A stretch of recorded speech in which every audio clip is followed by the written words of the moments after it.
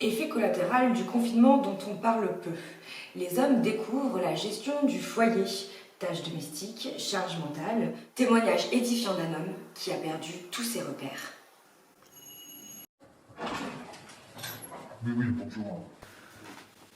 On a 1 heure maximum là, elle est partie faire des courses. Depuis le début du confinement, Jean-Yves, d'ordinaire plutôt à l'aise et confiant, a beaucoup de mal à trouver sa place au sein du foyer.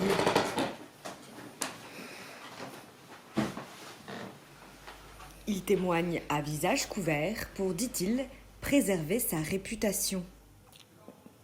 Ça fait 15 jours que j'ai pas pu regarder les ch'tis à Mykonos. Elle est là toute la journée.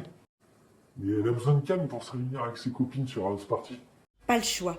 Jean-Yves a dû s'adapter, mais notre jeune quarantenaire apprend vite. En fait, j'ai découvert un nouvel espace. En gros, c'est la caisse à outils de la bonne femme. Il y a tous les outils. Alors, bon, ça, déjà, c'est un truc là, c'est pour s'épiler. Oh,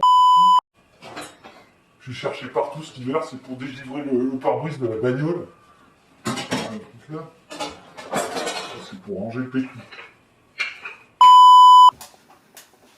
Un nouvel environnement et un mode de vie inédit qu'il maîtrise de mieux en mieux de jour en jour. Au point qu'il en deviendrait perfectionniste. Je lui ai dit de pas mélanger les soutifs et les chaussettes. Elle va m'entendre.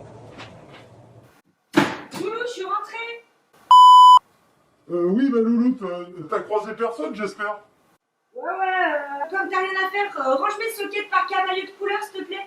Tu sais comme t'as fait avec les épices il y a 2 jours. Avec plaisir, ça me détend grave en plus.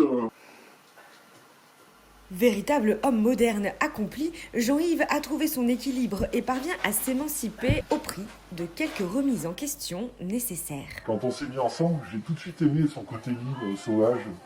Puis ça faisait bien auprès des potes féministes. Puis maintenant, 7 jours sur 7, H24.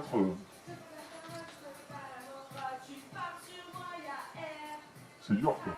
Je suis pas sûr d'être à la hauteur. J'essaie d'apprendre sur le tas. Anticiper les repas. Ne pas oublier son pack de Corona. Bien aspirer les poils du chat. Oh putain, le chat, j'ai pas changé sa litière. Bon, je dois vous laisser là. Jean-Yves est loin d'être un cas isolé.